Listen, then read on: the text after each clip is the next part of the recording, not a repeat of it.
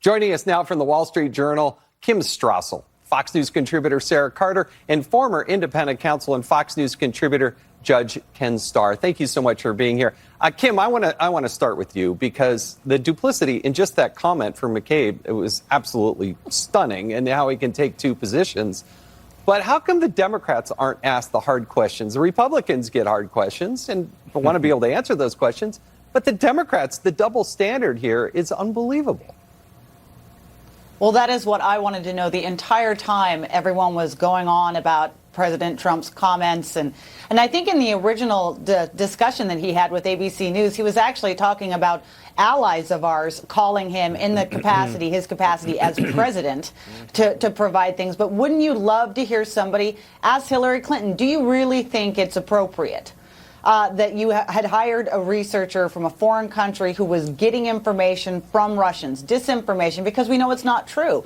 And I think Andrew McCabe's entire sentiment there sums up why we are in the mess that we are in, because that was clearly the thought process that was guiding them as they went along, as they justified this. And now it's barely coming back again.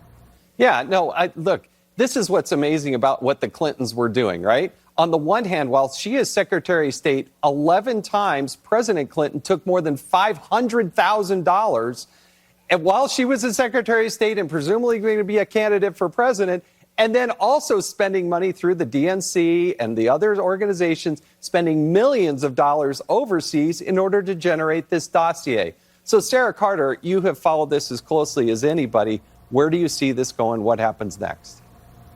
Well, certainly the investigations are ongoing, and as we've been hearing from the Department of Justice, that John Durham is basically amassed his own group of people to look at the very beginnings and the origins of the investigation into President Trump and the alleged Russia collusion. I think that's going to be very significant because what we know now is that it expands far beyond just the FBI, Jason. I mean, they're looking right now at CIA officers, and of course we know that John Brennan is connected to this. We've got Clapper as well, the former director of national intelligence, and James Comey. But I think what's really important is what you just said a moment ago, and when you talk about Andrew McCabe, think about what Andy McCabe is saying there. He's actually saying, look, you know, we have these people talking to people in the United States. They should be reporting this to the FBI. We've got foreign actors, yet they went ahead and they took all of this information, which I believe the investigation is definitely going to focus on Fusion GPS.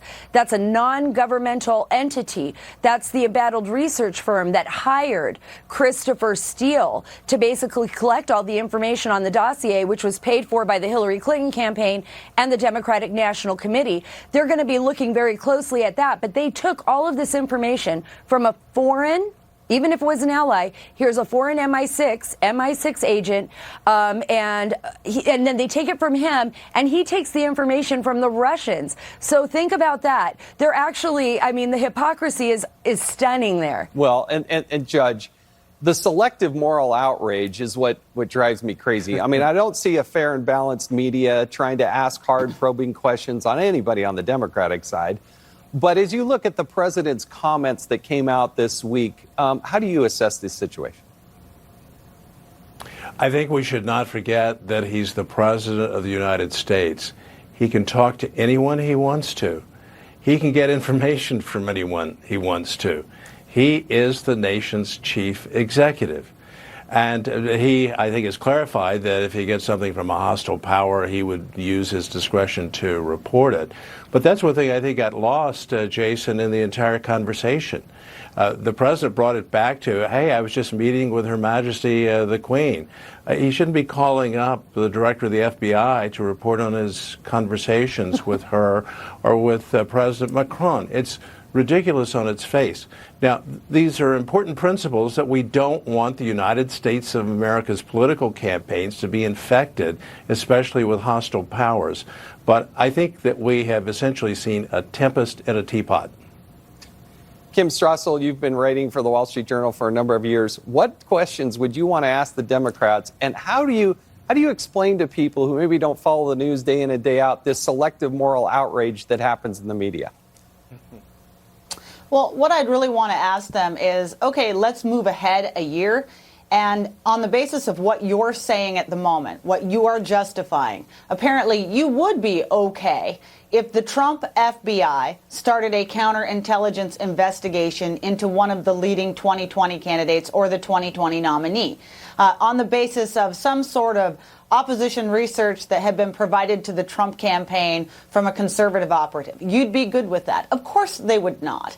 And I'd also like to ask them how they came to change their views so quickly on some of these things, in particular civil liberties. For a long time, remember the outrage that we had from Democrats when President Bush was trying to do the Patriot Act and other things. We got constantly told we could not use these surveillance tools, even metadata, which is nothing compared to FISA warrants, by the way, but not even metadata because of the risk that it might invade an American's privacy in some way or form or allow the government to surveil. So I'm not quite sure where that has all disappeared other than into the yaw of politics because it's more convenient for them to now not hold that position. Now, Sarah, we heard Devin Nunes, his comments from when he was on Hannity last night.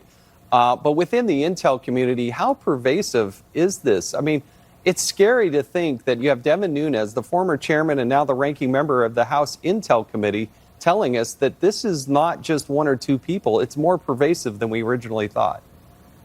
It absolutely is more pervasive than what has been reported. And I think this is the reason why, Jason, so many have reached out to reporters, especially to me, over the last few years. I remember early on when we were first breaking the stories on, you know, the unmaskings and warrantless surveillance and issues like that. It was because people had been coming forward and saying there's something seriously wrong with the weaponization of our intelligence community.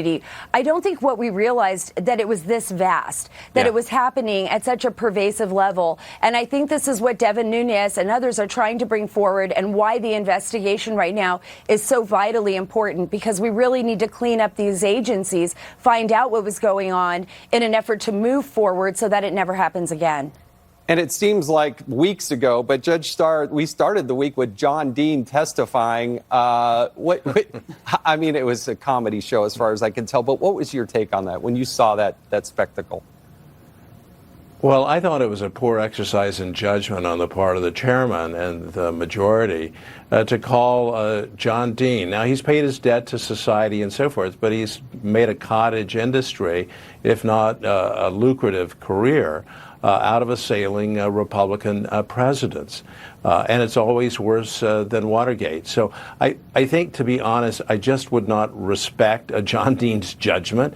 And I think that the Republicans on the committee did a very fine job of saying, hey, let's look at your background and so forth, but also not just what you did in the Nixon White House. You paid your debt to society, but what you have done since that time, which really raises very serious credibility questions.